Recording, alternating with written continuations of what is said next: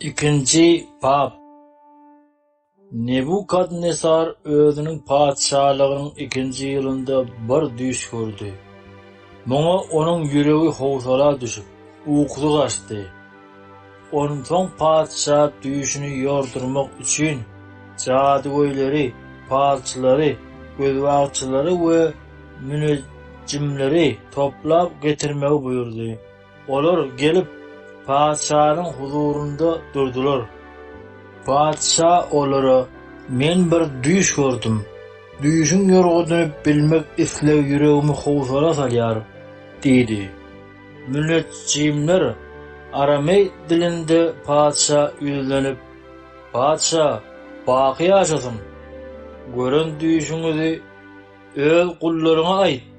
Biz onuň näme aňladýandygyny ýörüp bereli" diýdiler. Padşa münejjimlere şeýle jogap berdi: "Men şeýle karara geldim. Egerde siz meniň gören düşümi we onuň ýorgudyny aýdyp bermeseňiz, siziň el aýaklaryňyzy çapyp, öýleriňizi weýran etdirerim. Emma siz maňa gören düşümi we onuň ýorgudyny aýdyp berseňiz, onda siz menden sowgatlar we silah serpaýlar alyp beýik hormata münasip bolarsyňyz. Şonuň üçin hem maňa gören düşümi we onuň ýorgudyny aýdyp beriň." Olar oňa ýene-de ilk bilen, "Oý, padşamyz öz gullaryna gören düşüni aýtsyn, biz hem onuň ýorgudyny aýdaly" diýip jogap berdiler.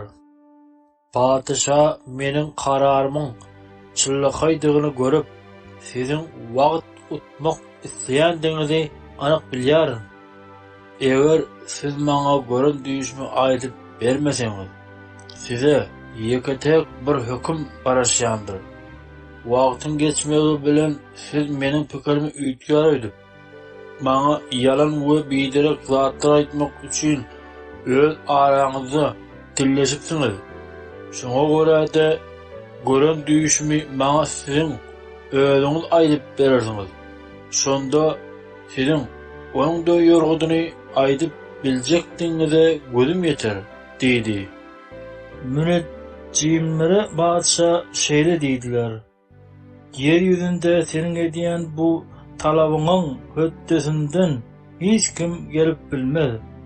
Dogrusy munyň ýaly işi beýik we güýçli padşalaryň hiç biri-de jadygoýdan ýa falçydan ýa-da münejjimden soramandy. Padşanyň soraýan bu işi juda agyr. Muny uzaýlardan başga hiç kim padşa äşkär edip bilmez. Olaryň bolsa meskeni insanlar arasynda däldir." Padşa muny eşitip galap atyna atlandy. Ol Babilň ähli akyldarlaryny öldürmegi buyurdy. Akyldarlaryň hemmesiniň öldürilmeligi barada ferman çykdy. Olar Danieli we onuň ýoldaşlaryny hem öldürmek üçin olaryň gözlegine çykdylar. Padşanyň jan penalarynyň başlygy Ariok Babylyň akyldarlaryny öldürmäge çykanda, Daniel oňa akylly başly hem parasatlyk bilen salat aldy. Ol köşk emeldary Ariokdan, "Näme üçin padşanyň fermany beýle galaply?" diýip sorady. Ariok bolan wakany Daniele düşündirdi. Şonda Daniel içeri girip padşanyň düşüniň ýorgudyny aýtmak üçin özüne wagt berilmegini haýyş etdi. Onsoň Daniel üýüne baryp, bu ahwalaty ýoldaşlary Hanania, Mishaila we Azariya habar berdi. Bu sırryň açylmagy üçin göğün Hudaýyndan rehim şepagat sorap, dilek etmeklerini Daniel olardan haýyş etdi. Şonda Daniel we onuň ýoldaşlary Babylyň akyldarlary bilen birlikde helak boljak däldiler. Soňra bu sır Daniel'e iyicekli görünüş arkaly ayan boldy. Daniel göğün Hudaýyna alkyş aýtdy. Ol şeýle diýdi: "Owaldan ebede çelli Hudaýyň adyny alkys ýagdyn. Çünki paýgas we gudrat oňa mahsusdur. Döwrü we pasyllary üýtgetýän oldur. Padşalary tagtdan agdaryp tagda çykarýar. Ol akyldara peýgam paýgas düşünjele bilim berýär. Çoň we gizli sırlary ol açýar. Tümlükde näme bolýanyny ol bilýär. Onuň özü nurda ýaşaýar.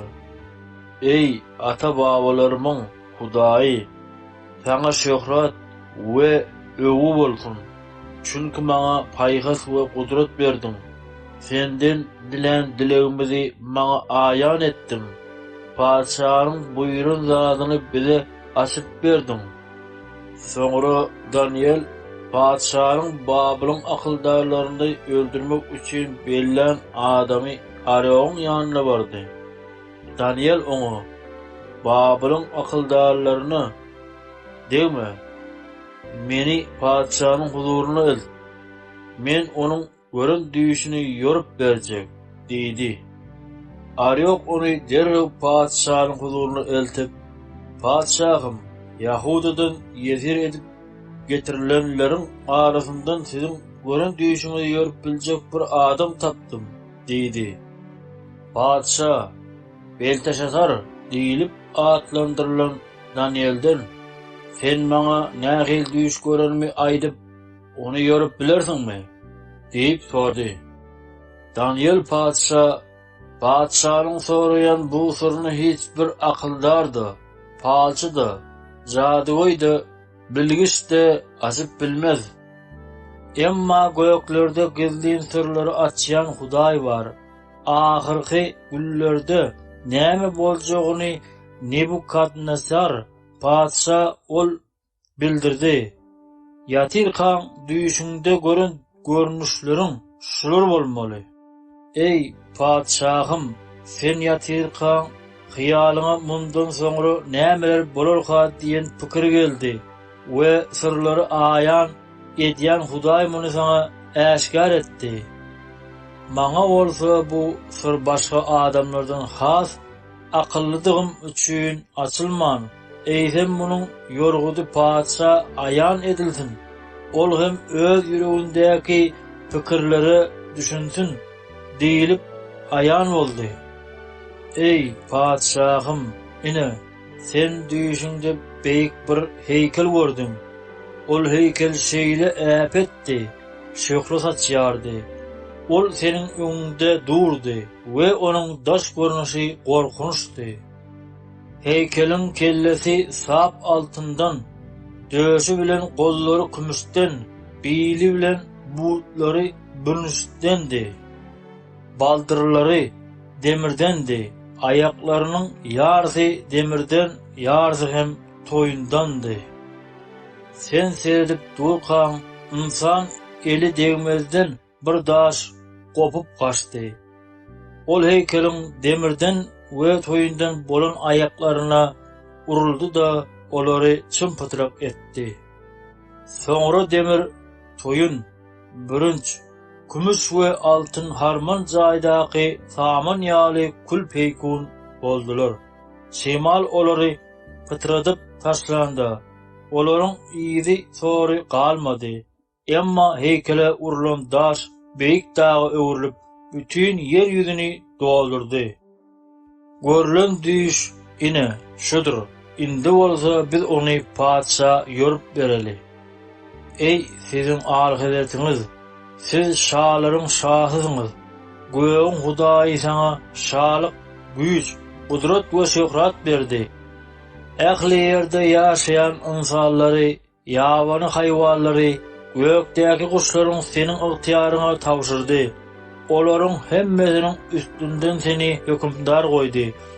Sap altyndan bolan kelle bu sensiň. Senin padşahlygyňdan soňra seninkiden pes bolan başga bir padşahlyk peýda bolar. Soňra tutuş yer ýüzüne hökümdarlyk etjek üçünji bir birinçi padşahlyk geler. Dördüncü padşahlyk demir ýaly güýçli bolar.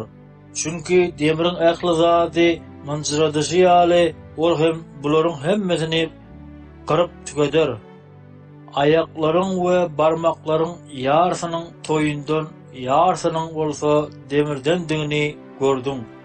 Bu bolsa bölünen padşalygy aňladýar. Demirin toýun bilen garlandygyny görüşüň ýaly onda biraz demirin güýji bolar.